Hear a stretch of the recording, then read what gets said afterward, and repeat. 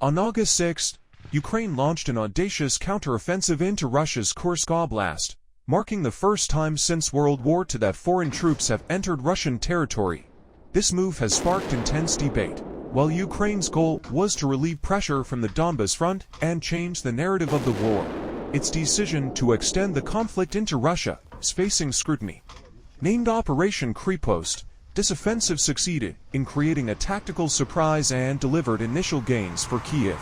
However, its larger strategic impact remains uncertain. Analysts argue that while the offensive may have temporarily diverted attention from the Russian Donbas advance, it has not yet provided decisive leverage in turning the tide of the war. Ukraine's situation in the Donbas remains precarious. Russian forces continue to press forward, especially around the key town of Pokrovsk.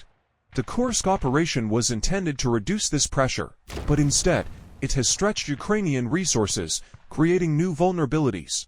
Ukraine's counterattacks in 2023 have repeatedly faced challenges due to the sheer size and firepower of Russia's well-fortified forces.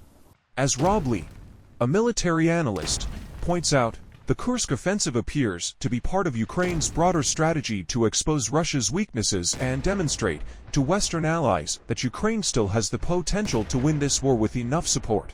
President Volodymyr Zelensky has stated that the Kursk offensive was also designed to show Ukraine's Western allies the importance of continued military support.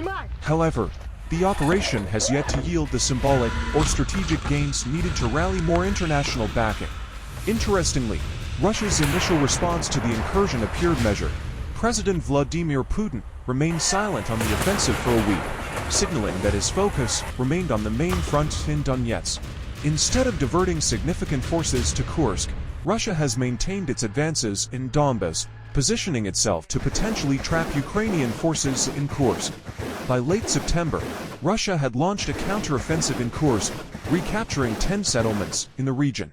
Moscow has deployed nearly 30,000 troops to the area, possibly including the battle-hardened Wagner fighters and Chechen special forces.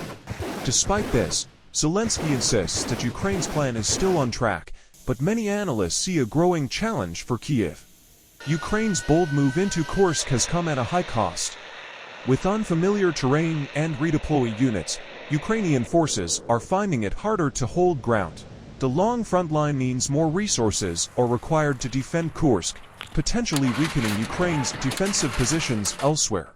Western military equipment, from HIMARS rocket launchers to Patriot missile systems, has played a crucial role in Ukraine's war effort.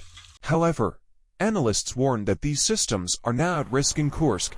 If Russian forces manage to overrun Ukrainian positions, some of this valuable equipment could be captured, shifting the balance in Russia's favor. As the situation unfolds, both sides are bracing for what comes next. Russia has avoided being drawn into a distraction, maintaining its main focus on Donetsk while gradually increasing pressure in Kursk. Meanwhile, Ukraine faces the challenge of holding on to its gains as the winter months approach and familiar terrain gives way to harsher conditions. Ukraine's Kursk offensive has changed the dynamics of the war, but whether it will prove to be a turning point or a costly miscalculation remains to be seen. As both sides reinforce their positions, the outcome of this operation could carry significant consequences for the broader conflict.